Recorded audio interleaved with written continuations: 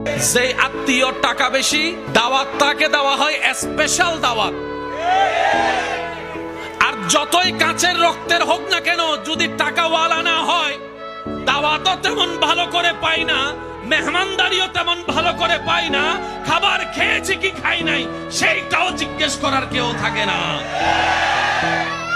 সম্পদ যদি একটু ভালো থাকে, বারবার এসে জিজ্ঞেস করবে, পায়েস খাবেন, একটু চা খাবেন, একটু একটু একটু চিনি কম দিয়ে চা এনে দিই, না ভাই আমার আর পেটে না না একটু খান না, একটু বসেন না, ওই রুমটার মধ্যে না একদম এসি আছে, আপনি ওখানে গিয়ে আরাম করুন।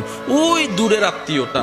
আর যেটা কাছের আত্মীয়, সম্পদ তেমন নাই, পাশ দিয়ে গেলেও জিজ্ঞেস করে না, সে আশা নিয়ে বসে থাকে হয়তো আমাকে একটু জিজ্ঞেস করবে, আচ্ছা খাই না খাই অন্তত জিজ্ঞেস তো একটু করুক, মনটা বড় হবে যে না আমার আত্মীয় আমাকে একটু জিজ্ঞেস করেছে।